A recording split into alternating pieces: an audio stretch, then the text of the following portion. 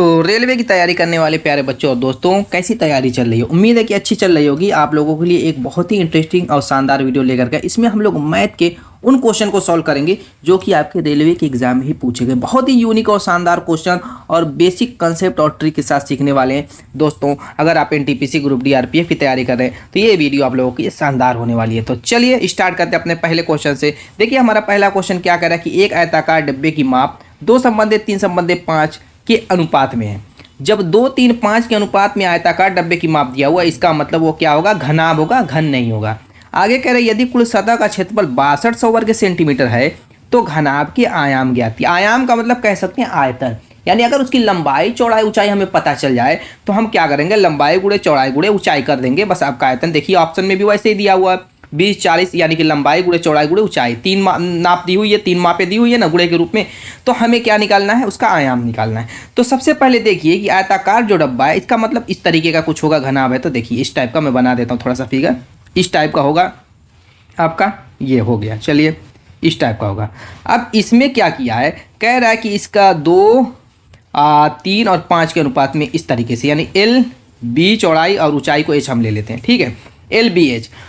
अब सबसे पहले यहाँ पर इस चीज़ को नोट करेंगे। कह रहे हैं यदि कुल सतह क्षेत्रफल, यानी उसका जो संपूर्ण पृष्ठ क्षेत्रफल दिया हुआ है 6200 वर्ग सेंटीमीटर दिया है। और आपको पता होना चाहिए घनाभ का जो संपूर्ण पृष्ठ का क्षेत्रफल का फार्मूला होता है वो क्या होता है? आप कहेंगे कि 2 कोष्टक में L B plus B H plus H L होता है, एच एल होता है, ठीक है। यही बराबर आपका कितना दिया हुआ है? 6200 वर्ग सेंटीमीटर के बराबर दिया हुआ है। लेकिन दोस्तों हमें एल बी एच का जब तक मान नहीं मालूम रहेगा हम इस सूत्र में रख नहीं पाएंगे। तो क्या करेंगे फिर करना क्या है? जो इसकी ऊंचाई और लंबाई चौड़ा ऊंचाई का अनुपात दिया हुआ है 2 संबंधित 3 संबंधित 5 का, इससे हम निकालेंगे मान एल बी एच का। ये आपका एल मान लेते हैं, ये बी मान लेते हैं, एच मान लेते हैं। जब आपका रेशियो के रूप में दिया रहे और सिंपल फॉर्म में उसको कन्वर्ट करना रहे तो कोई एक कांस्टेंट से गुणा कर देते हैं। जैसे मान लीजिए कि एक्स कर देते हैं तो लंबाई आपकी 2x हो जाएगी और चौड़ाई आपकी 3x हो जाएगी और ऊंचाई आपकी 5x हो जाएगी। काम खत्म। अब सबका मान इसमें पुट कर देते हैं। पहले तो डायरेक्टली इससे 2 से काट देते हैं तो आप कहेंगे कि ये 3100 हो जाएगा। चलिए कट गया पूरा। अब यहाँ पे एल बी रख देते हैं, डायरेक्ट यहाँ से गुणा करके रखेंगे तो एल गुणे बी, यानी कि 3 दूना के 6 एक्स स्क्वायर, क्या हो जाएगा आपका? 6 एक्स स्क्वायर।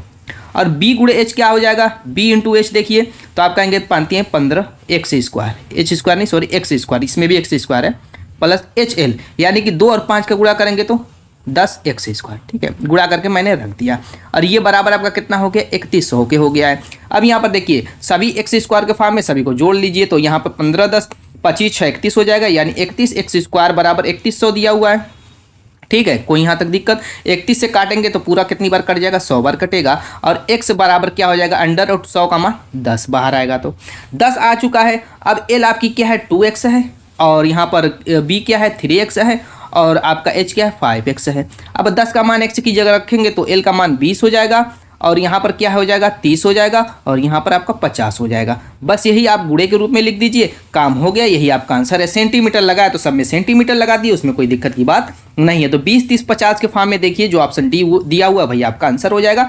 नेक्स्ट क्वेश्चन की तरफ चलते हैं। नेक्स्ट क्वेश्चन क्या कर रहा है? शंक्वाकार तंबू का व्यास और तिरछी ऊंचाई क्रमशः कह रहा है 16 मीटर है और 5.6 मीटर है। कह रहे यदि चौड़ाई 4 मीटर रखी जानी हो तो तंबू के निर्माण के लिए कितने कपड़ों की आवश्यकता होगी? देखिए यहाँ पर कोई भी टेंट बनाना हो, जैसे इस तरीके से शंक्वाकार हमें टेंट बनाना है, जैसे सर्कस दिखाने के लिए या कुछ भी दिखाने के लिए, तो हमें जो कपड़े की आवश्यकता होगी वो कपड़ा कितना लगेगा? जो इसका पृष्ठीय क्षेत्रफल होगा यहाँ पे, ये आपका ये जो क्षेत्रफल होगा कर्व के रूप में जो घुमा हुआ क्षेत्रफल है वही तो ढकने के काम आएगा।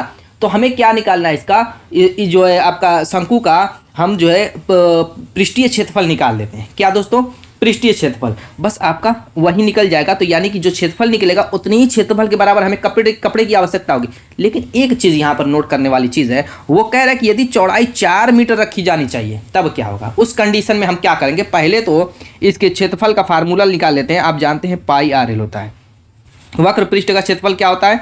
आपका पाई आर एल होता है। तो इसका वक्रीय पृष्ठीय क्षेत्रफल निकल जाएगा मान तो हमें उतने कपड़े की लेकिन 4 मीटर जो उसकी रखनी है वो हमें कैसे यूज़ करना है अभी मैं बता देता हूँ, उसके लिए कोई दिक्कत की बात नहीं है। यहाँ पर आप जानते हैं कि पाई का मान 22/7 होता है, इसका व्यास कह रहा है 16 सेंटीमीटर है, तो त्रिज्या आर बराबर क्या होती है, व्यास का आधा हो जाती है, यानी कि 8 सेंटीमीटर हो जाएगा, तो आर की जगह 8 हो गया। तिर्यक ऊंचाई आप कह रहे हैं 5.6 सेंटीमीटर है, तो एल का मान हम क्या करेंगे 5.6 रख देंगे। 7 से काटेंगे 7 वाले 56.8 हो जाएगा, यानी कि 22 गुणे 8 64 यानी 6.4। अब 22 से गुणा कर देंगे तो 22 चौको 88, 22 छक्का 132 और 8 जोड़ेंगे तो 140 यानी कि 140.8 हो जाएगा। अब यहाँ पर कह रहा है कि 4 मीटर अगर इसकी चौड़ाई रखी जानी हो तो बस इसमें 4 से आपको भाग दे देना है। 4 से भाग देंगे तो आपका मान आ जाएगा, यानी उतने ही कपड़े की आवश्यकता हमें पड़ेगी। अब 4 से जब भाग देंगे तो आप कहेंगे कि 4 × 12 4 × 5 = 20 4 दूना के 8 यानी 35.2 मीटर, ये आपका आंसर हो जाएगा। एक चीज़ पे हमेशा ध्यान दीजिएगा, option D is the right answer, कि यूनिट जो दी हुई है सबकी समान है कि नहीं। जैसे यहाँ पर व्यास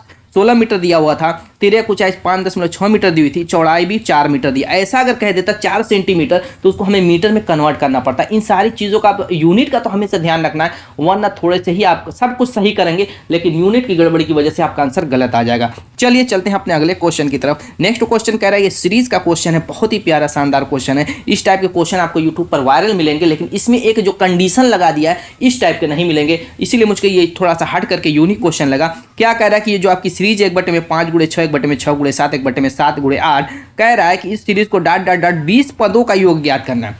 कुछ ऐसी सीरीज मिलेगी आपको जो कि 5-6 पद तक दे करके उसका ट्रिकली आप निकाल लेंगे सेकंडों में, कोई टाइम नहीं लगेगी। लेकिन ये 20 पदों तक का योग ज्ञात कर रहा है, हमें लास्ट पद मालूम नहीं। अगर हमें लास्ट पद पता चल जाए तो इस क्वेश्चन को हम अभी ट्रिकली सेकंडों में सॉल्व कर लेंगे। तो लास्ट पद कैसे निकालेंगे, देखिए जो पदों की संख्या होती है, पदों की संख्या कितनी है, कह रहा है 20 पद तक निकालना है, पदों की संख्या 20 होती है। इसका जो सूत्र होता है पदों की संख्या का, वो सूत्र होता है लास्ट पद माइनस फर्स्ट पद बटे में उन दोनों का डिफरेंस। यानी किसका डिफरेंस दोस्तों निकालना है, ये जो सर्वांतर निकला है उसको समझिए। देखिए 5 में 6 6 7 7 8। देखिए इस सीरीज को थोड़ा सा समझ लीजिए, वरना आप कंफ्यूज में पड़ जाएंगे। आप दूसरी टाइप की सीरीज दे देगा तो यही ट्रिक आप उसमें भी यही आप जो कंसेप्ट और यही लॉजिक उसमें भी लगा देंगे तो आपका आंसर हो जाएगा गलत। यहाँ पर देखिए 5 और 6 6 और 7 7 और 8 सब में अंतर कितने का आ रहा है, आप कहेंगे 1 का अंतर आ रहा है। अब जहाँ से खत्म हो, जैसे 5 से 6 पर रही, फिर 6 से खत्म हुई तो 6 से स्टार्ट होगी, 7 से खत्म 7 से स्टार्ट होगी, 8 से खत्म हुई तो नेक्स्ट सीरीज ऐसे बनेगी 8 × 9, फिर आपकी नेक्स्ट सीरीज बनेगी 9 × 10। इस तरीके से ये सीरीज आ, यानी कि अंतर इक्वल हो, 2 का हो 3 का हो 4 का हो, सब में अंतर 1 का इसमें है, जैसे ऐसे 2 का हो या 3 का हो या 4 का हो, सब में अंतर इक्वल होना चाहिए। और जहां सीरीज खत्म हो, जैसे 6 पर खत्म हुई 6 से शुरू, 7 पर खत्म हुई 7 से शुरू, 8 पर खत्म हुई नेक्स्ट पद 8 से शुरू, ऐसा होगा तब जाकर के ये ट्रिक काम करेगी, वरना आप गलत कर बैठेंगे। तो सारी चीजें आपको ध्यान में रखना है। तो यहाँ पे डिफरेंस इन दो संख्याओं कितना है, आप कहेंगे कि 1 है, और लास्ट पद हमें पता नहीं वही निकालना है, और फर्स्ट पद आप कहेंगे कि 5 है, डिफरेंस आपका 1 है। अब फर्स्ट पद आप सोचेंगे कि 1/5 × 6 जो दिया हुआ है पूरा फर्स्ट पद है, नहीं, सिर्फ इसको लेना है। ये 5 जो होगा ये फर्स्ट पद का काम करेगा, ठीक है। तो अब यहाँ पर l - 5 = 20 है, तो लास्ट पद क्या हो जाएगा, 20 + 5 मतलब 25 हो जाएगा। अब वो सूत्र कौन सा है जिसको लगा करके हम सेकेंडों में इस क्वेश्चन को सॉल्व करेंगे, वो सूत्र ये कहता है दोस्तों, जो एस होगा, एस यानी पदों का योग जो होगा वो ये कहता है कि 1/में डिफरेंस ब्रैकेट के अंदर 1/में फर्स्ट टर्म माइनस 1/में लास्ट टर्म, क्या होगा माइनस। अब डिफरेंस 1 है तो 1/1 का गुणा करेंगे, कोई फर्क नहीं पड़ेगा, उसको खत्म कर दीजिए। 1/में फर्स्ट टर्म आपका 5 है, 1/में लास्ट टर्म आपका 1/में 25 हो जाएगा, 25 आया हुआ है, बस इसको निकाल लेंगे। तो यहाँ पर आपका एलसीएम 25 हो जाएगा, 25 5 माइनस आपका कितना हो जाएगा 1 हो जाएगा, यानी कि आपका हो गया 4/25। अब काट लीजिए कितनी बार जाएगा, आप कहेंगे कि दशमलव हमने लगाया 0 बनाया तो 25 से करने 25 हो गया, 25 का मतलब 35 बचा। अब दोस्तों क्या करेंगे, आप कहेंगे कि फिर आप लगाइए 35 आपका कितना आ गया, 25 से करने 15 आया, सॉरी 35 मैं कह रहा हूँ 15 ना आएगा। 25 में से 40 में से 25 को घटाएंगे 15 आ जाएगा, यानी 15 में एक 0 फिर बढ़ा लीजिए 150 हो गया। तो आपका कितना हो जाएगा 25 × 6 = 150, आपका 0.16 जो आया है या 0.16, यही आपका आंसर हो जाएगा जो कि ऑप्शन ए में दिया हुआ है। चलिए चलते हैं अपने अगले क्वेश्चन की तरफ। नेक्स्ट क्वेश्चन क्या करें, 1 घंटे के 5 मिनट और 1 घंटे के 20 सेकेंड के भिन्नों के बीच का अंतर क्या होगा। भिन्नों के बीच का अंतर कह रहा है 1 घंटे के 5 मिनट, जैसे 5 मिनट मैंने लिखा है, 1 घंटे के 5 मिनट कह रहा है, तो दोस्तों इसे हमें क्या करना है, मिनट को घंटे में कन्वर्ट कर देना है। तो मिनट को जब घंटे में कन्वर्ट करेंगे यानी कि 60 से भाग दे देंगे। अब ये भिन्न में बदल चुका है, 1 घंटा का 5 मिनट आपका हो चुका है 5/60, ये भिन्न में कन्वर्ट हो चुका है। साथ साथ कह रहा है 1 घंटा का 20 सेकंड, 1 घंटा का 20 सेकंड कैसे कन्वर्ट करते हैं, मान ली 20 सेकंड है, इसको हम घंटे में कन्वर्ट करेंगे, 60 से गुणा करेंगे तो ये मिनट में कन्वर्ट होगा, फिर 60 से गुणा करेंगे तो ये घंटे में, और इन्हीं का क्या निकाल देना, अंतर निकालना है। ठीक है, तो चलिए निकाल। हमेशा एक चीज़ याद कीजिए, जो बड़ी वैल्यू रहती है उसमें से छोटी वैल्यू को घटाएंगे। देखिए आपका ऑप्शन में कहीं भी अंतर क्या है, आंसर जो है माइनस में नहीं है, तो इस चीज़ का ध्यान दीजिए, क्योंकि ये भी कह रहा है 1 घंटे के 5 मिनट और 1 घंटे के 20 सेकंड के भिन्नों के बीच कितना अंतर है। तो अगर माइनस में वैल्यू अगर दी होती तो हम क्या करते, सेकेंड वाले में से मिनट वाले को घटाए, लेकिन यहाँ पर मिनट, क्योंकि मिनट की वैल्यू आपकी क्या हो जाएगी, यहाँ पर बड़ी है तो बड़े में से छोटे को घटा दीजिए। यहाँ पर काटना है जो काट लीजिए, यहाँ पर 0 नहीं कटेगा बल्कि यहाँ पे 0 से 0 कट जाएगा, और किसी से कट रहा है काट लीजिए, यहाँ पे 2 3 6 हो जाएगा। ये काटेंगे आपका कितनी बार जाएगा, आप कहेंगे 5 घंटे 5 12 बार। अब आपका आया क्या, आप कहेंगे कि 1/12 माइनस 1/में आपका 36 18 180, आपका एलसीएम कितना हो जाएगा, आप कहेंगे कि 180 हो जाएगा। अब 12 से देखिए कितनी बार जा रहा है, आप कहेंगे कि 12 करने 12, आपका 6 बचा 12 65 15 माइनस 1 यानी कि कितना हो जाएगा, आप कहेंगे कि 14/180। देखिए किससे कट रहा है, 14/180, 2 से काट लीजिए 7 बार जाएगा, 2 से काटेंगे आपका 90 बार, यानी 7 में आपका कितना आ गया, 90 आ गया। कोई और वैल्यू आ रही है क्या, इसको काट पीट करके कोई और वैल्यू आएगी तो उस हिसाब से हम कन्वर्ट कर लेंगे। देखिए तो कोई वैल्यू, हाँ एक वैल्यू है 0.7/9, इसको हम कन्वर्ट कर लेंगे, यानी 7 में जो 90 आया है इसको हम क्या करेंगे, अगर यहाँ पर 0 खत्म करते हैं तो क्या करेंगे, यहाँ पर दशमलव इधर आपका लेफ्ट साइड चला जाएगा, यानी दशमलव यहाँ पे, यानी 0.7/9। देखिए कंफ्यूज करने के लिए किस टाइप का आंसर बना दिया, आपका आंसर आ चुका है 7/9, फिर भी आप कंफ्यूज में है कि मैं ऑप्शन किस पे टिक लगाऊं। तो इतना दिमाग तेज आपका काम करना चाहिए कि यहाँ पे 9 दिया हुआ है, तो इस हमारे भी आंसर में 9 आया है बटे में, लेकिन वहाँ पे 0 है, तो 0 को खत्म करके हम ऊपर दशमलव इस तरीके से लगा सकते हैं, तब जाके आपका आंसर मैच करेगा। वरना आप सोचेंगे कि मैंने तो गलत कर दिया, तो आपने गलत नहीं किया बल्कि थोड़ा सा घुमा दिया है आपको एग्जामिनर। तो इन सारी चीज़ों, देखिए प्रैक्टिस करेंगे तो सारी चीज़ें जब आपके सामने से गुजरी रहेंगी तो आप ऐसी गलती नहीं करेंगे। यहाँ पर क्या कह रहे हैं, 4 अंकों की वो बड़ी से बड़ी संख्या ज्ञात कीजिए जिसे 7 9 11 से विभाजित करने पर प्रत्येक स्थिति में 5 शेषफल बचे। देखिए इस टाइप के क्वेश्चन को हम 2 तरीके से सोल्व करते हैं। पहली ट्रिक ये जानिए कि अगर मान लीजिए 7 है, 9 है, 11 है, अगर वो संख्या इनसे विभाज्य होगी तो इसका मतलब इनका जो एलसीएम होगा उससे भी विभाज्य होगी। तो एलसीएम अगर आप निकालते तो 11 99, 7 9 63, 7 9 63, 6 69, यानी 693 से कटेगी वो संख्या, और उसके बाद काटने के बाद 5 शेष बचेगा। लेकिन 693 से तो भाग दे नहीं पाएंगे, उतनी बड़ी संख्या भाग देंगे तो फिर वैसे आपको क्या करना पड़ेगा, यहाँ पर ऐसे करके भाग देना पड़ेगा, तो टाइम लगेगी कि नहीं लगेगी। और चारों ऑप्शन चेक करेंगे तो और ज़्यादा टाइम लगेगी। फिर आप इसको थोड़ा सा और शार्ट तरीके से भी चेक कर सकते हैं। तो कहीं कहीं यहाँ पर मान लीजिए कि 2 3 5 के रूप में रहता है कि 2 3 5 से जो संख्या कट रही, तो यहाँ पर एलसीएम छोटा आएगा, यहाँ पर आपका क्या होगा, एलसीएम छोटा आएगा, तो इस कंडीशन में आप भाग दे लेंगे। लेकिन कहीं कहीं इस तरीके से बड़े एलसीएम आ जाएंगे तो आप भाग नहीं दे पाएंगे, तो ये ट्रिक आपकी फेल हो जाएगी। इसमें और भी काम कर सकते हैं, जैसे वो संख्या 7 से भी कटेगी, 9 से भी कटेगी, 11 से भी कटेगी, तो हम 7 से भाग दे करके चेक कर सकते हैं ऑप्शन में। जैसे इसमें अगर हम 7 से भाग दें तो क्या 5 शेष बच रहा है, उसको चेक कर लीजिए। आप भाग देंगे यहाँ पर 7 करने 7, 2 बचा 27, आपका कितना हो जाए 7 चौक 28, 7 3 21 गया, और आपका 6 बचा, 7 बारह 56 4 बचा, 7 6 42 आपका 5 बचा। यहाँ पर शेष तो 5 बच गया है। 9 से भी भाग करके चेक सकते हैं, 11 से भी, लेकिन मैं कहूँगा पहले 7 से सब में भाग करके देख लीजिए।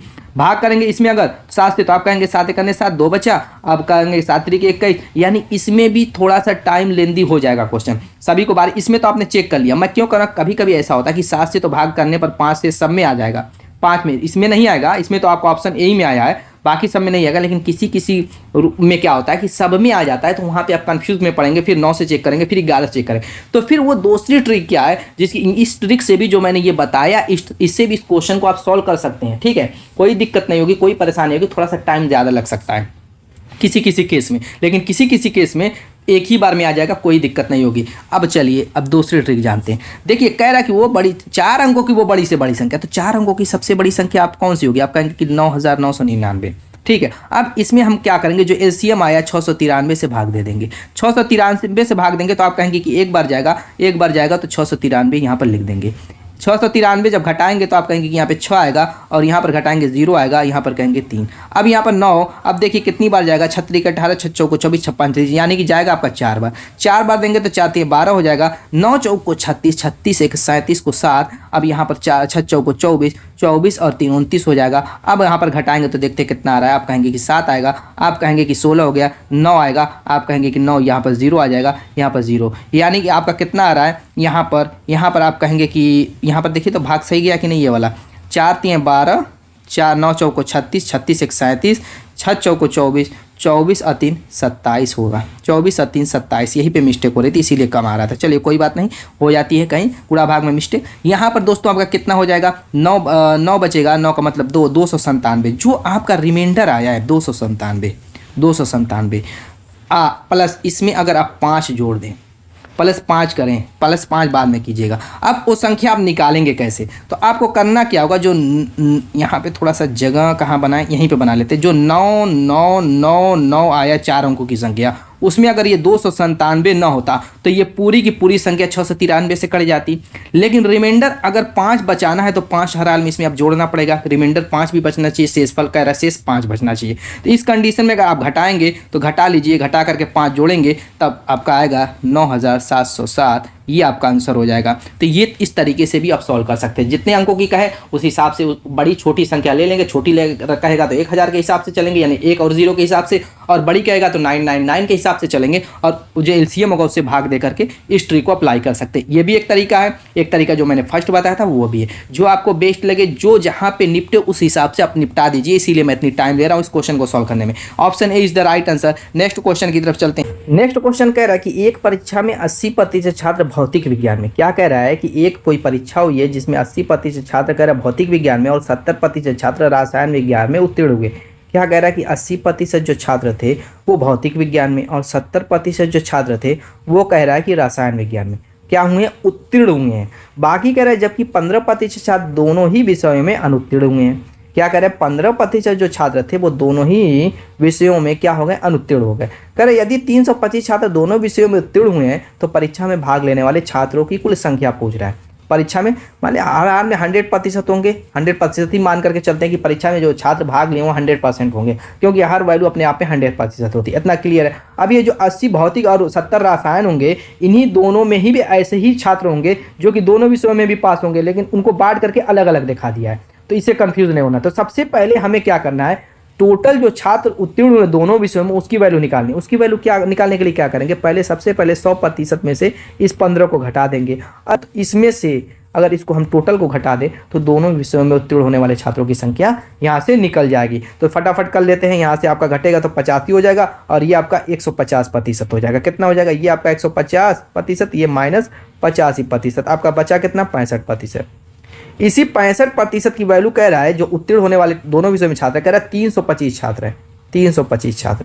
तो यहाँ से एक की वैल्यू पहले हम निकाल लेते हैं। तो एक की वैल्यू निकालेंगे तो 65 से कट जाएगा। 65 से देखिए कितनी बार कट रहा है, 65 से अगर काटते हैं तो मैं जानता हूँ 5 बार में पूरा का पूरा कट रहा है। एक की वैल्यू 5 है और मैंने क्या किया, हर वैल्यू अपने आप में 100% होती है, तो हमें 100 की वैल्यू निकाल लेनी, क्योंकि ये कह रहा है कि तो परीक्षा में भाग लेने वाले छात्रों की कुल संख्या पूछ रहा है, तो हमें 100 की वैल्यू यहाँ से निकाल देनी है। तो एक की वैल्यू 5 आई है, तो आप कहेंगे कि 100 की वैल्यू कितनी हो जाएगी, 500 हो जाएगी। बस ये आपका आंसर हो चुका है। यहाँ से आपको कुछ भी नहीं करना है। चलिए आप टिक लगा दीजिए, option D is the right answer, और चलते हैं अपने अगले क्वेश्चन की तरफ। नेक्स्ट क्वेश्चन देखिए दोस्तों, क्या कह रहा है कि यदि एक वस्तु को 13% हानि और 14% लाभ पर बेचा जाता है तो दोनों मूल्यों के बीच का अंतर 162 प्राप्त होता है। कर वस्तु का क्रय मूल्य ज्ञात कीजिए। मान लेते वस्तु का सीपी आपका कितना है, x है। क्या है, x है। तो आप जानते हैं कि लाभ और हानि कैसे निकाला जाता है, और देखिए दोनों मूल्यों के बीच का अंतर 162 बता रहा है, तो लाभ में से हानि को घटाएंगे तभी आपका अंतर पॉजिटिव आएगा। 162 पॉजिटिव दिया हुआ है, ठीक है। तो लाभ में से हानि को घटाएंगे तब ना आएगा, ऐसा तो है नहीं। हानि तो हर हाल में कम होगी, तो हानि को जब घटा देंगे लाभ में से तो मामला गड़बड़ हो जाएगा। तो हम क्या करेंगे, पहले लाभ निकाल लेते हैं। लाभ कितना है, 14%। किसी भी कास्ट प्राइस पर लाभ निकालने के लिए क्या करते हैं, 100 में 14% जो दिया हुआ 100 में वो जोड़ लेंगे, आप कहेंगे कि 114 हो जाएगा, और उसी 100 से क्या करेंगे, भाग दे देंगे। फिर हानि निकालने के लिए क्या करेंगे, जो क्रय मूल्य दिया हुआ उसको लिख लेंगे, और हानि निकालने के लिए 100 में से उसको हानि को प्रतिशत को घटा देंगे। आप कहेंगे 13% दिया हुआ है, तो 100 में से 13 घटाएंगे, आप कहेंगे 87 आ जाएगा, और बटे में फिर 100 से। कह रहा है इन्हीं दोनों का अंतर कितना है, 162 है। फटाफट इसको सॉल्व कर लीजिए। आप देखिए 100 दोनों में नीचे दिया हुआ, तो डायरेक्ट ऊपर का हम क्या करेंगे, जो भी कुछ है वो कर लेंगे, घटा लेंगे। तो डायरेक्ट 114 में से 87 घटा लीजिए, तो आप कहेंगे ये 13 बचेगा। 13 का मतलब आपका 14 कितना हो जाएगा, 13 14 आपका 27 हो जाएगा, यानी 27x हो जाएगा, और 100 उधर जाएगा तो आप कहेंगे कि 16,200 हो जाएगा। 16,200 हो जाएगा। अब यहाँ पर x बराबर क्या हो जाएगा, आप कहेंगे कि 16,200 बटे में 27 से देखिए काट लीजिए 7 छक्का 42 और ये आपका 6 दूना के 12 12 4 16 यानी कि पूरा का पूरा 6 बढ़ जाएगा, यानी x की वैल्यू क्या हो गई 600, यानी कि आपका ऑप्शन देखिए C is the right answer. Simple तरीके से सॉल्व, कोई इसमें बहुत ज़्यादा झंझट नहीं था। नेक्स्ट क्वेश्चन की तरफ चलते हैं। क्या कह रहा है, रेशियो एंड प्रोपोर्शन का क्वेश्चन है। कह रहे यदि 49 संबंधी x डबल संबंधी x संबंधी 81 और 64 संबंधी y डबल संबंधी y संबंधी 169 है, जहां x और y दोनों प्राकृतिक संख्या है, तो 2x प्लस 3y का मान ज्ञात कीजिए। बहुत आसान है। यहाँ आप जानते हैं कि लेफ्ट जो साइड दिया हुआ है, रीजनिंग में ये क्वेश्चन दूसरे ट्रिक से सॉल्व किया जाता, लेकिन चूंकि ये क्या है मैथ है, मैथ में इसी क्वेश्चन को हम दूसरे तरीके से सॉल्व करेंगे। ठीक है, तो यहाँ पर हमें क्या करना है कि ऐसे क्वेश्चन कभी कभी देगा तो नीचे जो दिया रहेगा उस पर ध्यान से पढ़िएगा। ठीक है, रीजनिंग का कि मैथ का, उस हिसाब से आप ट्रिक लगाइएगा, कहीं कहीं गड़बड़ा जाएगा। अब ये प्राकृतिक संख्या और 2x प्लस 3y का मान पूछ रहा है, तो समझ लीजिए मैथ का है। ठीक, अब चलिए यहाँ पर 49 संबंध x है, तो हम संबंधी को क्या बटे में नहीं लिख सकते, जो डबल संबंध है उसको हम बराबर का चिन्ह बना देंगे और x बटे में 81 लिख देंगे। अब यहाँ पर दोस्तों x का तिरक गुणा कर दीजिए, एक्स स्क्वायर आपका कितना हो जाएगा, आप कहेंगे कि एक्स स्क्वायर बराबर 49 गुणे 81 हो जाएगा, यानी x बराबर क्या हो जाएगा आपका अंडर रूट 49 गुणे 81। अब अगर परफेक्ट स्क्वायर याद है तो 49 आपका बाहर आएगा 7 होगा, 81 बाहर आएगा 9, यानी कि x की वैल्यू 63 हो गई। अब y की वैल्यू निकाल लेते हैं दूसरे समीकरण से। दूसरे समीकरण में देखिए 64 दिया हुआ बटे में y कर लेंगे और यही बराबर आपका है y बटे में 169, यानी y स्क्वायर यहाँ से डायरेक्ट देखिए y स्क्वायर बराबर 64 और 169, यानी y बराबर आपका क्या हो जाएगा 64 वर्गमूल से बाहर निकला 8, 169 यानी 13 वाटे आपका कितना हो गया 104। अब कह रहा है क्या 2x प्लस 3y का मान, 2x प्लस 3y का मान रख दीजिए। आप 2x करेंगे तो आप कहेंगे कि आपका 126 हो जाएगा। अब प्लस 3y करेंगे तो 104 है, तो 3 चौक को 12, 3 एक 3 जोड़ लीजिए, आप कहेंगे कि 6 2 8 और ये आपका 2 1 3 3 438। Option C is the right. Next question की तरफ चलते हैं, देखते हैं अगला क्वेश्चन क्या कह रहा है। कह रहा है रामू और सोमू मिलकर के एक कार्य को 10 दिन में, टाइम एंड वर्क का क्वेश्चन है। कह रहा है रामू और सोमू मिलकर के एक कार्य को 10 दिन में पूरा कर सकते हैं, सोमू और धामू मिलकर के उसी कार्य को 12 दिन में पूरा कर सकते हैं, धामू और रामू मिलकर के उसी कार्य को 15 दिन में पूरा कर सकते हैं। कह रहा है यदि रामू सोमू और धामू मिलकर के उस काम को क्या करें, यदि रामू सोमू और धामू मिलकर के काम करते हैं तो वे कार्य को कितने दिन में पूरा करते हैं। सबसे चीज़ ध्यान दीजिए, रामू को मैं आर मान लेता हूँ। कहना पहले कि रामू और सोनू, रामू को आर, सोमू को, दोनों मिलकर के कार्य कर रहे हैं तो 10 दिन में पूरा कर ले रहे हैं। ठीक है, तो इसका पहले एक दिन का कार्य निकाल लेते हैं। रामू और सोमू मिलकर के एक दिन में उस कार्य को कितने मतलब उस कार्य को एक दिन का कार्य निकाल लेते हैं। क्या कहते हैं, एक दिन का कार्य। जब एक दिन का कार्य निकालेंगे रामू और सोमू द्वारा, एक दिन का कार्य वो कितना कर रहे हैं, तो इसको हम सिर्फ क्या करेंगे, जो वो दिन ले रहे हैं ना उसको हम कन्वर्ट कर देंगे भिन्न में, फ्रैक्शन में, यानी 1/10 कर देंगे। इस चीज़ पे ध्यान दीजिएगा, बहुत ट्रिकली चीज़ है और बहुत शानदार है। इस तरीके से क्वेश्चन आप कोई भी क्वेश्चन रहेगा टाइम एंड वर्क का सेकंडों में सॉल्व कर देंगे, जो ज़्यादा कंफ्यूजन वाला है। देखिए रामू और सामू मिलकर के किसी काम को मान लीजिए 10 दिन में पूरा करें, तो एक दिन का वो कार्य जब कन्वर्ट करेंगे, उन दोनों द्वारा मिलकर के एक दिन का कार्य अगर कन्वर्ट करना है उसको हम क्या करेंगे, भिन्न में इस तरीके से कन्वर्ट 1/10 कर देंगे। इसी तरीके से कह रहा है सोमू और धामू, सोमू को एस, धामू को डी, सोमू और धामू मिलकर के 12 दिन में पूरा कर रहे हैं, तो सोमू और धामू का क्या करेंगे, एक दिन का कार्य 1/12 हो जाएगा। इसी तरीके से आगे कह रहा है धामू और रामू यानी डी और आर मिलकर के उसी कार्य को 1/15 दिन में कर रहे हैं, तो ये पहले 15 दिन में कर रहे हैं, फिर एक दिन का कार्य इनका भी निकाल लेते हैं, तो आप कहेंगे डी प्लस आर बराबर कितना हो जाएगा 1/15। अब क्या करेंगे, समीकरण 1, समीकरण 2 और समीकरण 3 को जोड़ लेंगे, यानी तीनों मिल करके उसका एक दिन का कार्य, तीनों मिल करके उस कार्य को एक दिन में कितना करेंगे, ये हमें निकाल लेना है। तो चलिए तीनों समीकरण को जोड़ देते हैं। तीनों समीकरण को जोड़ेंगे तो दोनों में, सब में 2 बार बनेगा, यानी आर 2 बार आएगा, एस 2 बार आएगा, डी 2 बार। तो मैं 2 कॉमन ले लेता हूँ। 2 जब कॉमन ले लूँगा तो उसके बाद रामू, सामू और धामू तीनों मिल करके आप कहेंगे कि 1/10 प्लस 1/12 प्लस 1/15 का समझ। एलसीएम कितना होगा, 60 होगा। ठीक है, 60 होगा। हाँ, आप 60 ले लीजिए एलसीएम, और यहाँ पर 10 6 का 60 6 हो जाएगा, और ये 12 5 से 60 5 हो जाएगा, ये 15 चौको 60। अब यहाँ पर आएगा कितना, 5 9 6 15, काटेंगे तो कितना हो जाएगा 15 चौको 60, 1/4।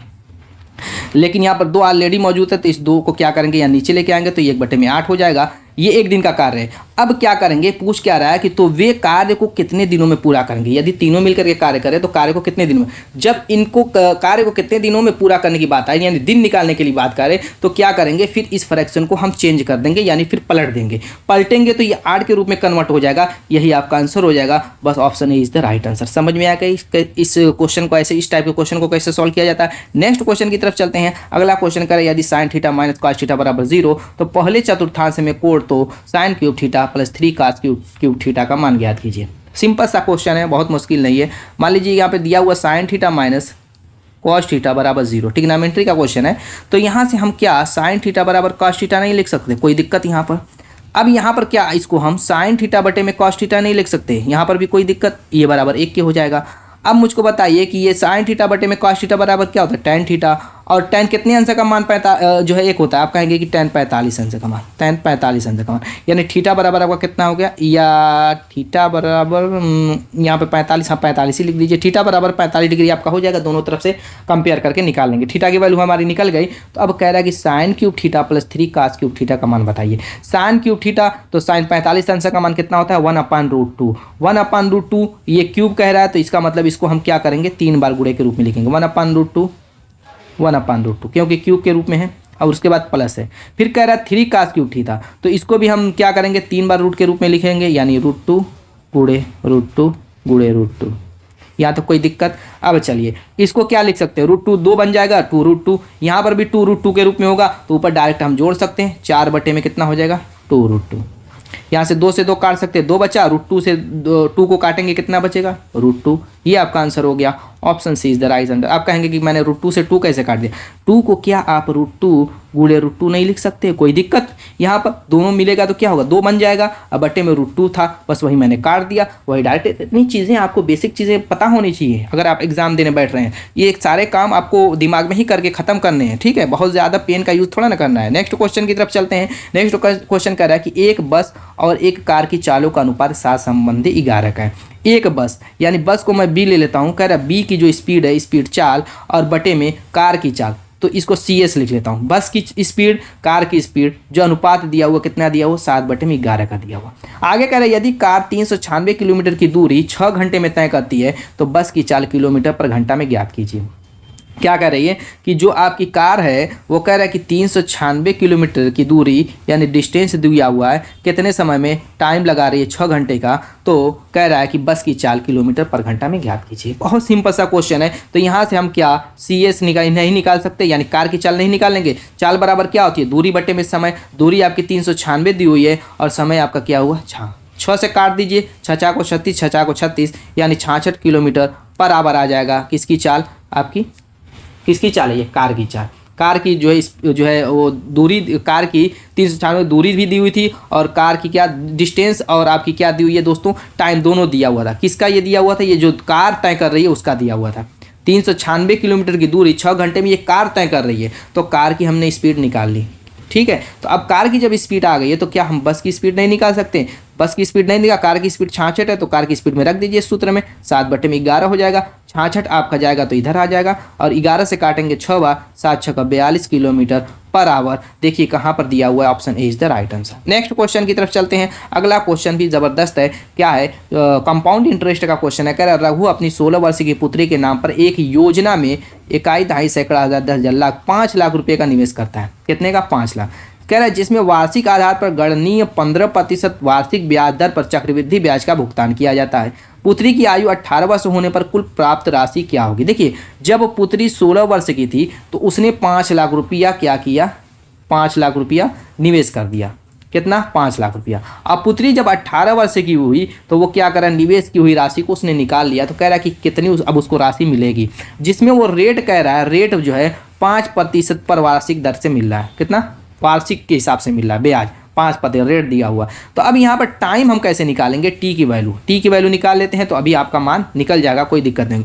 जब वो 16 वर्ष में क्या कर रहा है, निवेश कर रहा है और 18 वर्ष में निकाल ले रहा है, तो टोटल 16 वर्ष की थी, 18 वर्ष की हुई, तो सिर्फ 2 ही साल का तो अंतर आए, 2 ही साल का तो इसमें अंतर हो रहा है। 16 वर्ष की उसकी जब बेटी थी, उसने पैसा क्या किया, निवेश कर दिया। 18 साल की हुई तो निकाल लिया, सिर्फ 2 साल के लिए उसने निवेश किया था। तो यहाँ पर टाइम आपकी 2 निकल चुकी है। अब यहाँ पर रेट को हम क्या करेंगे, पहले फ्रैक्शन में चेंज कर देते हैं। तो ये 5 बटे में कितना हो जाएगा, 100 का मतलब 1 बटे में 20, 1 बटे में 20, यानी 20 रुपये पर कह सकते हैं। ये जो 20 रुपया मूलधन था, प्रिंसिपल 20 रुपया प्रिंसिपल मूलधन था, उस पर 1 रुपये का क्या मिल रहा है, ब्याज मिल रहा है, इसको कंपाउंड इंटरेस्ट मिल रहा है। यानी कि यहाँ पर मिश्र धन उसका कितना हो जाएगा, 21 हो जाएगा, और आपका जो है मूलधन कितना होगा, 20। 20 पर जब 1 का ब्याज मिल रहा है तो आप कहेंगे 21 बटे में 20। इसका यूज़ हम करेंगे कैसे, इसको सेकंडों में सॉल्व करेंगे इस यूज़ से, ठीक है। सूत्र उत्र का यूज़ हमें नहीं करना है। अब इसने कितना प्रिंसिपल का यूज़ किया, आप कहेंगे कि 5 लाख, इकाई, दाई, सैकड़ा, हज़ार, 10,000, लाख, 5 लाख का यूज़ किया। और उसमें कितना टाइम ले रहा है, 2 वर्ष का ना, तो इसको हम 2 बार इसमें गुणा कर देंगे। 3 वर्ष का टाइम लेगा तो 3 बार, 4 वर्ष का 4 ऐसे करेंगे। अब यहाँ पे 0 से 2 0 को हम कट कर लेते हैं। क्लियर हो गई बात। अब कुछ कटेगा, काट लेते हैं। 2 दूना 4 हो रहा है ना, 4 से इसको काट लीजिए। तो आप कहेंगे 4 1 4 बचा 1, 4 दूना के 8, आप कहेंगे 4 5 20, 1250। 1250 का अब यहाँ पर 1250 गुणे आप 21 दूना 441 हो जाएगा। इसमें गुणा कर देते हैं, गुणा करेंगे तो 0 तो हर हाल में आएगा, जो कि हर ऑप्शन में दिया हुआ है। यहाँ पे यूनिट डिजिट से मैंने सोचा मान निकालूं, लेकिन यूनिट डिजिट फेल हो जाएगी। तो अब यहाँ पर क्या करेंगे, 125 चौको कितना होता है, आप कहेंगे 125 चौको 500 होता है। तो 500 हो गया। और आप पहले क्या करेंगे, पहले 1 में तो गुणा कर लीजिए, 125 से करने 125 5 रख दीजिए। अब 125 चौक को 500 हो जाएगा, 12 इसमें का शेष बचेगा तो 2 हो जाएगा, बचा 51। 125 चौक को 500 और 125 चौक को 500, 51 इसमें का आप कहेंगे कि 551 हो जाएगा। अब ये आपका हो जाएगा आंसर, यानी कि उसने 5 लाख रुपया अगर निवेश किया था तो 51,250 रुपया उसको क्या मिला हुआ, कंपाउंड इंटरेस्ट। तो टोटल उसको धनराशि मिली 5,51,250। कहाँ पर दिया हुआ है, आप कहेंगे ऑप्शन डी में दिया हुआ है। तो दोस्तों मज़ा आ गई इसको, इस वीडियो को देख करके, तो लाइक कीजिए और सब्सक्राइब कीजिएगा। मिलेंगे ऐसी शानदार और धमाकेदार टिप के साथ नेक्स्ट वीडियो में, तब तक के लिए बाय।